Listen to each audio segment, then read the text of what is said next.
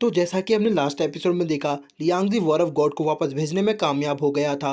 अब आगे तो एपिसोड की स्टार्टिंग में हम देखते हैं कि इमोर्टल युआन हाउली का शुक्रिया अदा करते हैं, क्योंकि वॉर ऑफ गॉड के साथ फाइट के दौरान हाउली ने उनकी काफी ज्यादा मदद की थी। तो उनकी ये बात सुनकर हाउली शर्मा जाती है और कहती है कि तुम बेवकूफ हो, लेकिन मुझे तुम्हारी मदद करना पसंद है और आज मैं तुम्हारी आखिरी बार और मदद करना चाहती हूँ। इसके बाद हाउली इमोर्टल युआन को अपनी आधी पावर्स दे देती है। इसकी वजह से इमोर्टल युआन की 80% कल्टीवेशन रिकवर हो जाती है और वो दोबारा जवान हो जाते हैं। और फिर हाउली जाते हुए इमोर्टल युआन से कहती है कि मैं तुमसे दोबारा मिलने आऊंगी, और फिर वो भी वॉर ऑफ गॉड के पास वापस हेवन में चली जाती है। जाते हुए वो इमोर्टल युआन को एक टोकन देती हैं, जिसे देखकर इमोर्टल युआन काफी ज्यादा खुश होते हैं। और फिर प्रिंसेस आर्या और लियांगजी दोनों इमोर्टल युआन को छेड़ने लगते हैं और कहते हैं कि लगता है किसी के दिल में फूल खिल रहे हैं, बुढ़ऊ तो दोबारा जवान हो गया। इसके बाद हमारा सीन कट होता है और हम देखते हैं कि सभी लोग मिलकर एक होटल में खाना खा रहे थे और वो सभी लियांगजी को वॉर ऑफ गॉड पर जीत की बधाई दे रहे थे। लेकिन इससे लियांगजी बिल्कुल भी खुश नहीं था। लियांगजी जिनर से पूछता है कि माँ और इमोर्टल युआन कहाँ पर गए हैं, तो जिनर उसको बताती है कि क्वीन वापस से वेस्ट सी चली गई हैं और इमोर्टल युआन अपनी कल्टीवेशन को इम्प्रूव कर रहे हैं। इसके बाद लियांगजी सभी को बताता है कि अभी तक खतरा पूरी तरह से टला नहीं है। आप सभी को याद होगा कि कुछ दिनों पहले यहाँ पर कुछ डीमंस ने हमला किया था, जो कि जल्द ही दोबारा लौटकर आने वाले हैं।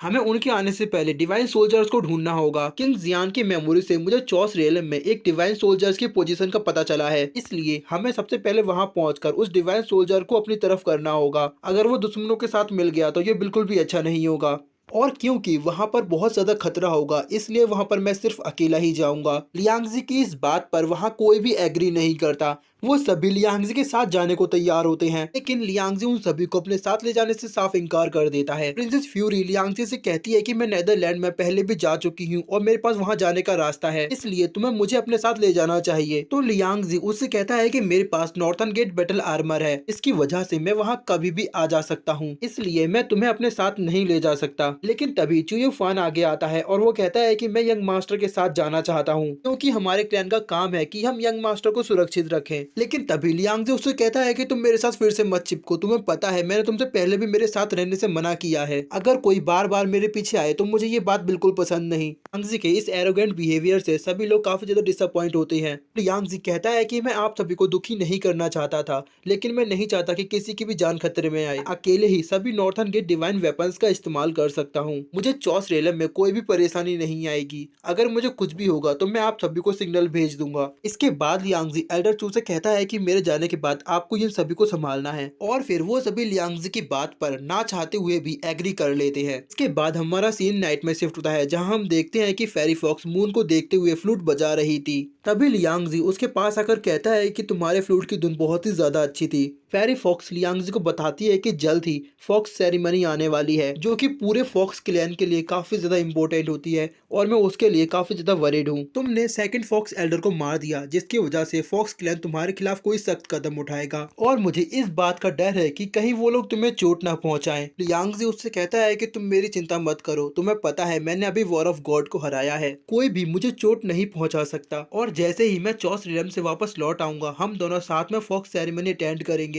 के बाद हमारा सीन शिफ्ट होता है और हम फॉक्स क्लैन को देखते हैं, जहां एक फॉक्स लेडी एक मास्क मैन को बताती है कि लियांगजी ने हेवनली गॉड्स को नाराज किया, हमारे सेकंड एल्डर की जान ली और हमारी सैंड को वापस नहीं आने दिया, और तो और उसने हमारे फॉक्स क्लैन की काफी ज्यादा बेइज्जती की, इसलिए अब मैं वहां खुद जाऊंगी और उन सभी की जान लूंगी। तो वो मास्क मैन उससे कहता है कि फेरी फॉक्स हमारे लिए काफी ज्यादा इंपॉर्टेंट है। तो वो लेडी कहती है कि मुझे पता है, इसलिए अब मैं खुद अपने हाथों से उसे पकड़कर वापस लाऊंगी। इसके बाद हमारा सीन शिफ्ट होता है और हम देखते हैं कि सभी लोगों ने मिलकर लियांगजी को मैजिकल चैन से एक चेयर के साथ बांध दिया था, ताकि वो अकेले चौस रेलम में जाकर अपनी जान खतरे में न डाले। लियांगजी को पता था कि वो लोग इतनी आसानी से उसको नहीं छोड़ने वाले, इसीलिए वो सबके सामने एक्ट करता है कि उसके कंधों में काफी ज्यादा दर्द हो रहा है। लेकिन तभी फ्यूरी उसके गाल खींचती है और कहती है कि तुम इस तरह हमें पागल नहीं बना सकते। तो लियांगजी उससे कहता है कि सच में मेरे कंधों में दर्द हो रहा है, मैंने सुना है कि आज सिटी में एक फेमस डॉक्टर आने वाला है, इसके पास एक स्पेशल मसल क्रीम है जिसे लगाने से कोई भी दर्द गायब हो जाता है। जो मुझे पहले वो क्रीम लाकर देगा मैं उसको अपने साथ लेकर जाऊंगा। लियांगजी की इस बात को सुनते ही सभी लोग उस क्रीम को लेने के लिए भाग जाते हैं, लेकिन चुई फान लियांगजी पर नजर रखता है तो लियांगजी उससे कहता है कि क्या तुम्हें मेरे साथ नहीं जाना, जल्दी करो नहीं तो तुमसे पहले वो लोग क्रीम लेकर आ जाएंगे, फिर मुझे उनको अपने साथ ले जाना पड़ेगा। मैं तो सोच रहा था कि तुम मेरे साथ चलोगे। लियांगजी की यह बात सुनते ही चुई फान भी क्रीम लेने के लिए भाग जाता है। इसके बाद लियांगजी उनकी मैजिकल चैन को तोड़कर वहां से निकल जाता है, लेकिन तभी हम देखते हैं कि हमारा स्मार्ट लियांगजी यहाँ पर बेवकूफ बन गया, क्योंकि वो सभी लोग पहले से ही लियांगजी पर नजर रखे हुए थे। लियांगजी के जाते ही वो लोग भी लियांगजी के पीछे निकल जाते हैं और इसके साथ हमारा आज का ये एपिसोड यहीं खत्म हो जाता है। इसका नेक्स्ट पार्ट आपको कल मिल जाएगा। जैसा कि मैंने कहा मैं आज से रेगुलर वीडियोस डालने वाला हूँ, इसलिए आपको जो भी न्यू सीरीज चाहिए आप कमेंट में बता सकते हैं। मिलते हैं नेक्स्ट एपिसोड में, तब तक के लिए बाय बाय।